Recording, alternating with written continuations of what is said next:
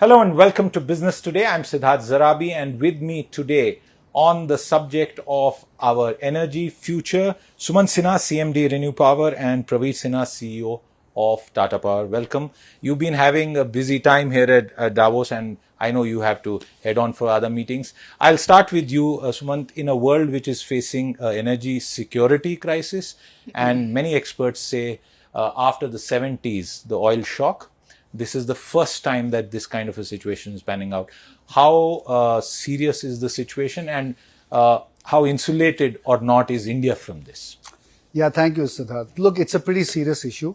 The world was already heading towards an inflationary sort of very situation in terms of high commodity prices, high oil prices, and so on. And then, of course, we had the war with Russia invading Ukraine.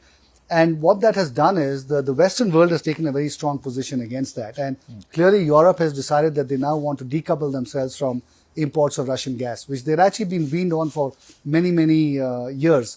So it's a tough act for them to take up.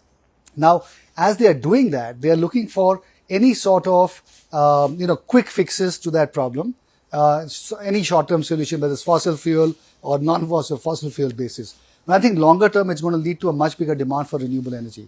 Which was exactly my second question, that is this going to spur green energy, or for the short term renewed investments in fossil fuels to tide over the shortage? So it will do the latter. Okay. The thing is that nobody is going to make investments in fossil fuels that might get locked in for the next 20 years. And this won't derail climate goals? No, of course it will. There is no question. But to the extent that instead of burning Russian gas, you burn something else, and therefore the net climate, carbon emissions does not go up, it's still okay, right? The only thing is that Russian gas will also go somewhere else and will also get burnt. So net it might increase. We don't know. We have to wait and see. But what this is going to do is that certainly in the medium term, there's going to be more renewables, because that's the only other solution that presents itself.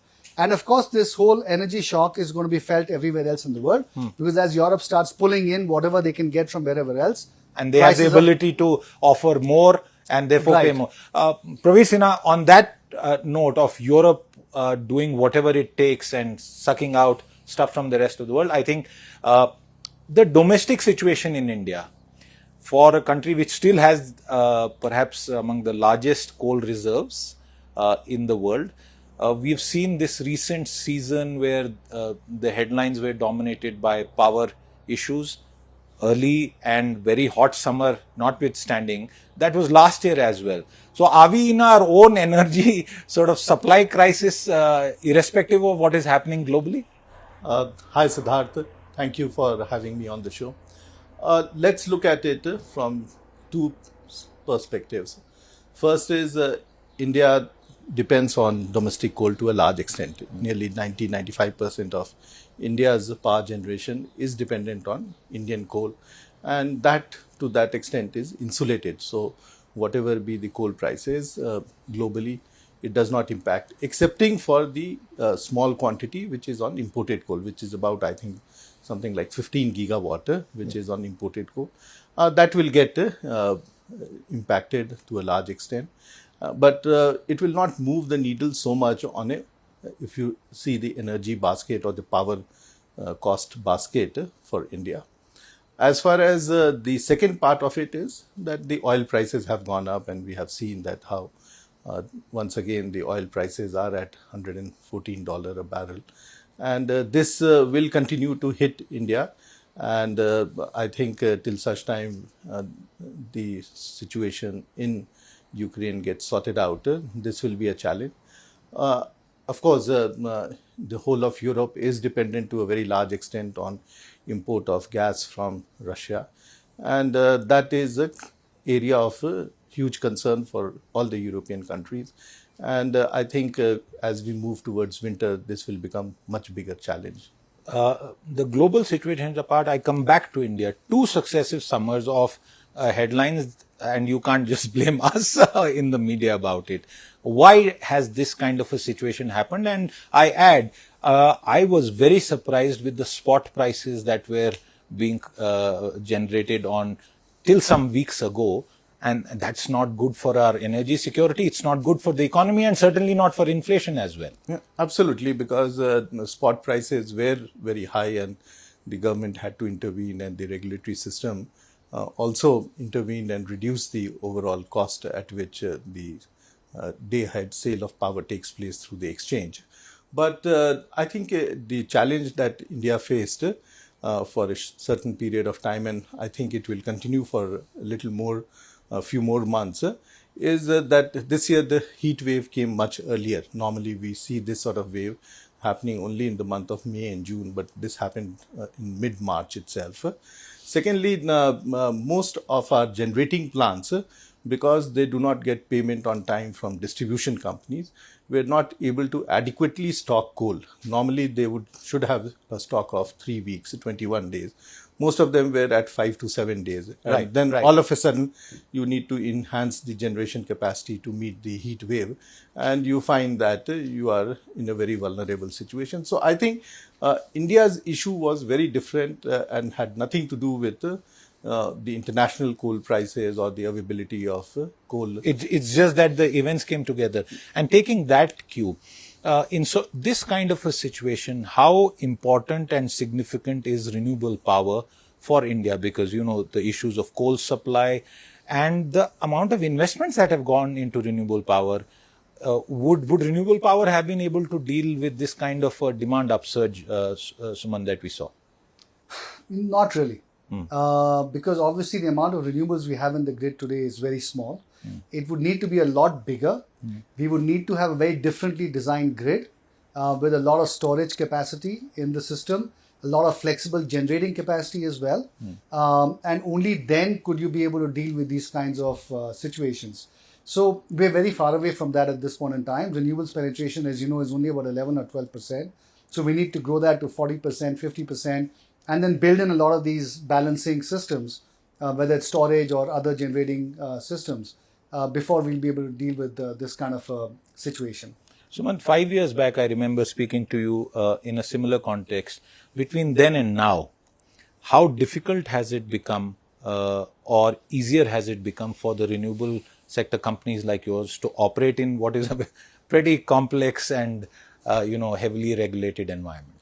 I wouldn't say it's become any more difficult. I would say that there are a few things that have improved, a few things that have become harder. The few things that have improved are, first of all, the government put in place the Solar Energy Corporation of India, which has made a huge difference to sequencing bids and carrying them out in a transparent and proper manner.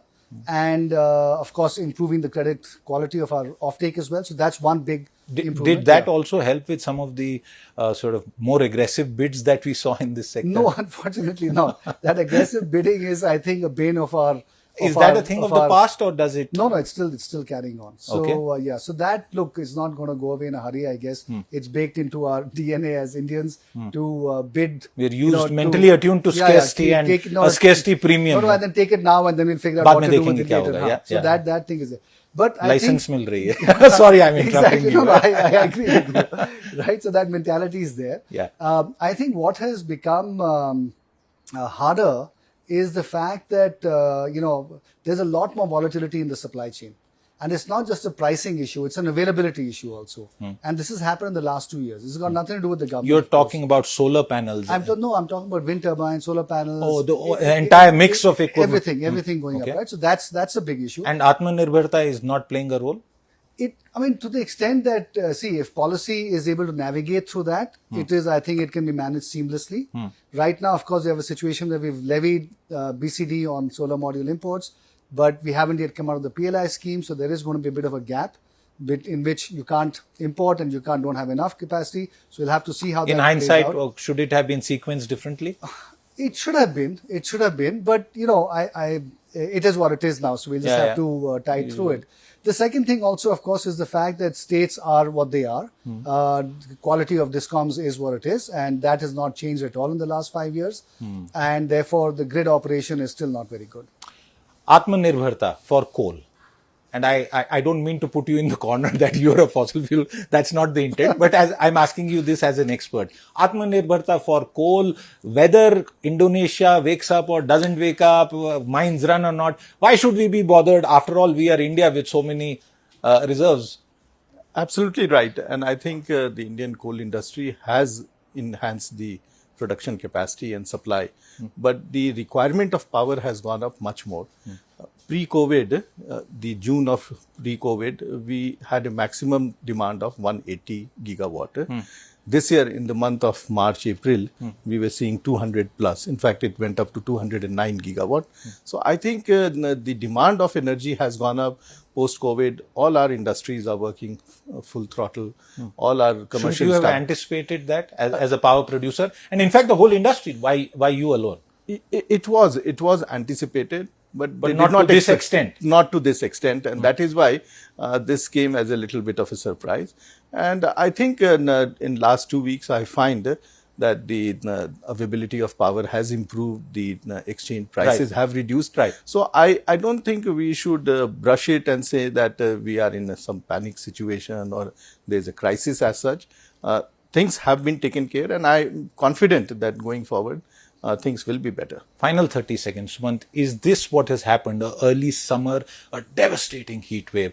Is this climate change now moving out of boardrooms and drawing rooms and Uber discussions to touching every Indian on the ground? Oh, yes, absolutely. I think if you recall, the UN climate report that came out said that we've already crossed 1.1 degrees centigrade temperature change. And by 2025, there is more than a 50% chance that we'll cross that Lakshman Rekha of 1.5 degrees centigrade. So we are well on our way to living in climate change land. And all of these funny weather patterns that you're seeing are an outcome of that. And it's just that you can't there's no linear, extra, exact correlation, but that's really what is happening. And the sooner we all as a world, not just India is doing a lot, right?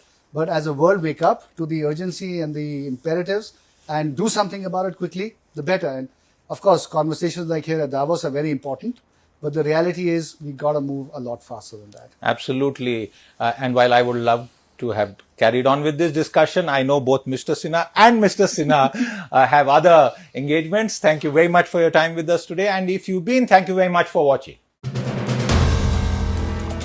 If you like the video, do like, comment, share and subscribe.